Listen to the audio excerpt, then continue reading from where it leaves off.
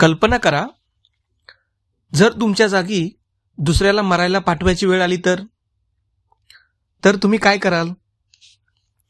स्वतःचा जीव वाचवाल की दुसऱ्याचा जीव वाचवण्यासाठी स्वतः पुढे जाल? तर आजची कथा आहे एका अशा राजाची, जो राजा होता पण सिंहासनावर नाही तर करुणेच्या सिंहासनावर होता. ही कथा आहे त्यागाची, नेतृत्वाची आणि अशा एका निर्णयाची ज्यामुळे संपूर्ण राज्य बदलले. तर चला ऐकूया उदारदी मृगाची प्रेरणादायी कथा. एकेकाळी बोधिसत्वाचा जन्म एका विलक्षण सुंदर मृगराजाच्या रूपात झाला होता. त्याची त्वचा अगदी सुवर्णासारखी, सोन्यासारखी झळकत होती. त्याचे डोळे शांत आणि दयाळू होते. शिंगे तर अगदी चांदीसारखी शुभ्र होती आणि त्याची चाल तर इतकी सुंदर होती की पाहणारा त्याला पाहून थक्क होऊन जायचा. तो जवळजवळ 500 मृगांच्या मोठ्या परिवाराचा समूहाचा प्रमुख होता आणि सगळेजण त्याला आदराने निग्रोध मृगराज असे म्हणत असत. त्याच जंगलामध्ये एक दुसरा सुद्धा मृगराज राहत होता. त्याचं नाव होतं शाख. त्याच्याकडे सुद्धा 500 मृगांचा समुदाय होता. हे दोन्ही मृगराज शांतपणे आपापल्या समूहासह त्या जंगलात राहत होते. पण त्याच काळी काशीचा राजा मात्र एका वेगळ्याच व्यसनामध्ये अडकला होता. त्याला या मृगांची शिकार करण्याची प्रचंड हौस लागली होती. तो काय करायचा, रोज शेतकऱ्यांना आपल्या सोबत घ्यायचा आणि शिकारीला घेऊन जायचा. जंगलात आरडाओरडा करून, धावपळ करून, बाणांचे आवाज करून त्या मृगांची तो शिकार करायचा. आणि शेतकरी मात्र त्यांची सर्व कामे धंदे सोडून, शेतीचे कामं सोडून बिचाऱ्या राजाच्या आदेशाने त्या जंगलात राजासोबत शिकारीला यायचे. त्याच्यामुळे काय व्हायचं की शेतकऱ्यांची पेरणी उशिरा व्हायची आणि शेतीकडे लक्ष दिलं जात नसायचं. त्यामुळे शेतकरी खूप त्रस्त झाले होते. शेवटी लोकांनी काय केलं, एक उपाय शोधला.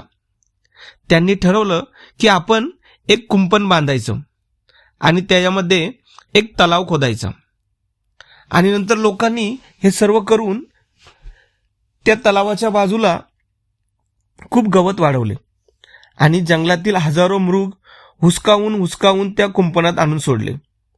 आणि नंतर राजाला जाऊन सांगितले, महाराज, आता तुम्हाला रोज शिकारीला जायची काहीही गरज नाही. तुम्ही थेट या ठिकाणी यायचं, एखादं मृग ह्यातलं मारायचं आणि तुम्हाला हवं तेवढं मांस तुम्ही खायचं. राजाला शेतकऱ्यांची कल्पना आवडली. तो कुंपणात गेला आणि त्याने 2 विलक्षण तेजस्वी मृगराज पाहिले, निग्रोध आणि शाख. त्यांच्या सौंदर्याने प्रभावित होऊन राजाने त्या दोघांना अभयदान दिले. पण आता बाकीच्या मृगांचं काय करायचं? जेव्हा राजा आणि त्याचा स्वयंपाकी मृग मारायला येई तेव्हा भीतीने सगळे मृग इकडे तिकडे पळायचे. एक मृग मारेपर्यंत 4-5 मृगांना बाण लागून ते घायाळ होत असत.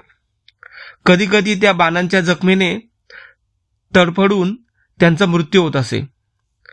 जंगलामध्ये वेदनेचा सूर घुमत असत. भीती, धावपळ आणि असह्यता ही दुःखद बातमी बोधिसत्व मृगराजापर्यंत पोहोचली. त्याने सर्व ऐकून घेतले आणि त्याच्या अंतःकरणाला फार वेदना झाल्या. त्याने तात्काळ शाख मृगराजाला बोलवले. शांत पण ठाम आवाजात तो म्हणाला, मित्रा, एकासाठी इतक्या मृगांचा नाश होत आहे. दररोज एकाचा मृत्यू तर अटळ आहे, तो तर आपण चुकू शकत नाही, हे खरे आहे. पण एवढ्यांसाठी इतरांचा बळी का जावा? तो पुढे म्हणाला, आपण राजाकडे विनंती करूया. आजपासून बाणाने मृग मारू नयेत. एका ठराविक जागा त्याने निवडावी आणि तेथे एक लाकडाचा उंडका ठेवावा आणि रोज आपल्यापैकी एक मृग जाऊन त्या उंडक्यावर आपले डोके ठेवून पडेल. राजाने किंवा त्याच्या कोणत्याही माणसाने त्याचा एका घावात वध करावा. आता क्षणभर शांतता पसरली. शाख मृगराज विचारात पडला, पण त्यालाही हे योग्य वाटले. त्याने होकार दिला. तेव्हा बोधिसत्व पुढे म्हणाला, माझा आणि तुमचा परिवार सारखाच आहे, म्हणून न्यायाने एक दिवस माझ्या गानावर पाळी असेल आणि दुसऱ्या दिवशी तुझ्या गानावर पाळी असेल. शाखानेही ते मान्य केले आणि त्या दिवसापासून आळीपाळीने एक मृग ठरलेल्या ठिकाणी जायचे ठरले. तर दुसऱ्या दिवशी राजा मृग मारण्यासाठी तेथे आला. जेव्हा अभयदान मिळालेले हे दोघं मृगराज पुढे सरसावले. आदराने आणि ठामपणे त्यांनी राजाला सांगितले, महाराज, आपल्याला रोज एका मृगाचे मांस लागते. मग त्या एका मृगासाठी आमच्या गणातील पुष्कळ मृगांचा नाश होतो.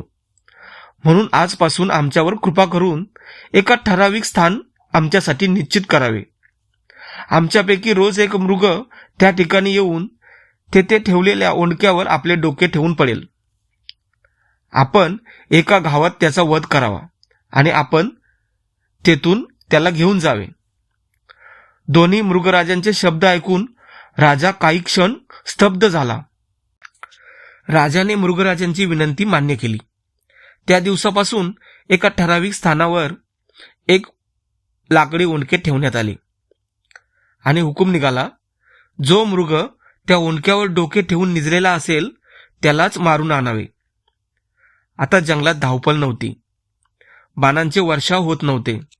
घायाळ होऊन तडफडणारे निरपराध मृग नव्हते. व्यवस्था सुरळीत चालू होती. पण एक दिवशी नियतीने वेगळीच परीक्षा घेतली. त्या दिवशी शाख मृगराजांच्या कळपातील एका गर्भवती मृगीवर पाळी आली. ती थरथरत्या पावलांनी शाखाकडे गेली. तिच्या डोळ्यात अश्रू आणि आवाजात कातरता होती. ती म्हणाली, महाराज, आज माझी पाळी दुसरे कोणाला तरी द्या. मी गर्भवती आहे. काही दिवसात माझे बाळ जन्माला येईल. मी प्रसूत झाल्यावर मी आणि माझे लेकरू दोघेही आनंदाने पाळी स्वीकारू. आता क्षणभर शांतता पसरली. शाख मृगराज कठोर स्वरात म्हणाला, बाई, मला तसं करण्याचा अधिकार नाही. ज्याच्यावर पाळी आली आहे त्यानेच जावे लागेल. जर मी नियम मोडला तर समाजात माझी अव्यवस्था माजेल. म्हणून मला तुझी विनंती मान्य करता येणार नाही. हे शब्द ऐकून गर्भवती मृगी अत्यंत कष्टी झाली. तिच्या डोळ्यात अश्रू ओघळले आणि शेवटचा उपाय म्हणून ती न्यग्रोध मृगराज, जे बोधिसत्व होते, त्यांच्या जवळ गेली. नतमस्त होऊन ती म्हणाली, महाराज, मी शाख मृगराजाच्या परिवारातील एक गर्भिणी मृगी आहे. आज राजाच्या अन्नासाठी देह अर्पण करण्याची पाळी माझ्यावर आली आहे. मी आमच्या पुढाऱ्याला विनंती केली, पण त्याने ती फेटाळून लावली. जर आपल्या मंडळीपैकी माझ्याऐवजी दुसरा मृग पाठवाल तर प्रसूतीनंतर जेव्हा आपल्यासमोर पाळी येईल तेव्हा मी आणि माझं लेकरू दोघेही ती पाळी आनंदाने स्वीकारू. बोधिसत्वाने तिच्याकडे करुणेने पाहिले. त्याच्या डोळ्यात मायेचा सागर होता. तो शांतपणे म्हणाला, बाई, तू काही काळजी करू नकोस. मी तुझ्या पाळीची व्यवस्था करतो. तू निर्धास्त हो. चारा खा, पाणी पिऊन आनंदाने राहा. त्या मृगीच्या डोळ्यात आशेचा किरण चमकला. त्या दिवशी राजाचा स्वयंपाकी नेहमीप्रमाणे त्या ठिकाणी आला. पण आजचे दृश्य पाहून तो थक्क झाला. ओंडक्यावर डोके ठेवून पडलेला मृग कोणताही साधा मृग नव्हता. तो होता अभयदान मिळालेला न्यग्रोध मृगराज स्वतः. स्वयंपाकाच्या डोळ्यावर विश्वासच बसेना. तो तसाच धावत राजाकडे गेला. घाबरलेल्या स्वरात म्हणाला, महाराज, आज मी नेहमीप्रमाणे मृग आणण्यासाठी गेलो होतो, पण तेथे आपण अभयदान दिलेल्या 2 नायक मृगांपैकी एक जण स्वतः ओंडक्यावर डोके ठेवून पडला आहे. आपल्या परवानगीशिवाय मी त्याला हात कसा लावू? म्हणून मी तसाच परत आलो आहे. आता आपण हुकूम करावा. राजा त्या स्वयंपाक्यासोबत स्वतः त्या ठिकाणी गेला आणि त्याने जे दृश्य पाहिले ते पाहून राजा थक्क झाला. ओंडक्यावर डोके ठेवून शांतपणे पडलेला होता न्यग्रोध मृगराज स्वतः, ज्याला राजाने अभयदान दिले होते.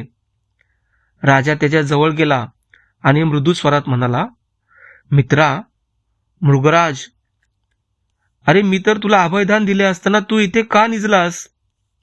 निग्रोध शांतपणे म्हणाला, महाराज, मी मृगसंघाचा नायक असल्यामुळे माझ्यावर पाळी येण्याचा संभव नाही, परंतु शाखांच्या परिवारातील एका गर्भवती मृगीवर पाळी आली होती.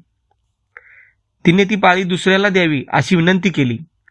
पण महाराज, एकाचे मरण दुसऱ्यावर कसे ढकलू, म्हणून तिची पाळी मी स्वतःवर घेतली. मी माझ्यासाठी मरत नाही, त्या गर्भवती मृगीसाठी आणि तिच्या लेकरासाठी मरण्यास तयार झालो आहे. राजाच्या हृदयाला हा शब्द बाणासारखा भिडला.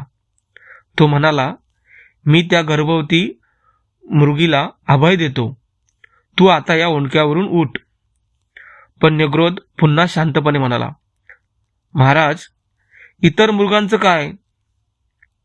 आज त्या मृगीला अभय मिळाले, उद्या प्रत्येक मृग आपली पाळी चुकवण्यासाठी माझ्याकडे येईल. मग मला वारंवार येथे येऊन आपल्याला त्रास द्यावा लागेल. त्यापेक्षा आजच मला मारावे, हेच योग्य ठरेल. राजाच्या डोळ्यातून अश्रू दाटले. तो म्हणाला, असे असेल तर मी सर्व मृगांना अभय देतो. पण बोधिसत्व निग्रोध पुन्हा विचारतो, महाराज, फक्त या उद्यानातील मृगांनाच अभय? अरण्यातील इतर प्राणी त्यांचे काय? राजा थबकला आणि त्या क्षणी त्याचे अंतःकरण पूर्ण बदलले. तो उद्गारला, आजपासून मी सर्व प्राण्यांना अभयदान देतो. हे ऐकताच बोधिसत्व निग्रोध मृगराज ओंडक्यावरून उठला आणि त्याने राजाला उपदेश केला, महाराज, राज्य धर्माने करा, शील राखा, न्यायाने वागा, प्रजेचे रक्षण करा. राजाने त्याचा उपदेश मान्य केला. त्या दिवसापासून त्या राज्यात कोणत्याही प्राण्याची हत्या झाली नाही. सर्व मृगांना कुरणातून मुक्त करण्यात आले आणि ते आपापल्या अरण्यात मूळच्या ठिकाणी परत गेले. काळ लोटला. त्या गर्भवती मृगीला एक सुंदर मृग झाला. तो वाढू लागला. लहानपणी तो वारंवार शाख मृगराजांजवळ जाई. एक दिवस आईला हे समजले. तिने त्याला जवळ घेतले आणि मायेने ठामपणे म्हणाली, बाबा रे, तुला जर खरे कल्याण हवे असेल तर शाख मृगाचा सहवास करू नकोस. निग्रोधाची संगत धर आणि निग्रोधाबरोबर मरणे श्रेयस्कर आहे, पण शाखाबरोबर जगणे श्रेयस्कर नाही. कारण स्वार्थासाठी जगणारा नेता फक्त शरीर वाचवतो, पण त्यागासाठी जगणारा नेता संपूर्ण जगाचे हृदय जिंकतो. ही कथा आपल्याला शिकवते खरे नेतृत्व म्हणजे काय, त्याग. खरा धर्म म्हणजे काय, करुणा. आणि खरे सामर्थ्य म्हणजे काय, तर इतरांसाठी स्वतःचा बळी देण्याची स्वतःची तयारी. ही कथा आपल्याला काय शिकवते? स्वार्थाने जगणारा नेता फक्त स्वतःचा विचार करतो, पण त्यागाने जगणारा नेता संपूर्ण समाजाचे भविष्य बदलतो. करुणा हीच खरी शक्ती आहे.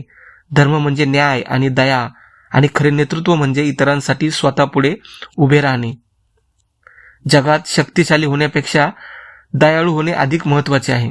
मित्रांनो, जर तुम्हाला ही कथा आवडली असेल आणि निग्रोध मृगराजाचा त्याग तुमच्या मनाला स्पर्श करून गेला असेल तर या व्हिडिओला नक्की लाईक करा.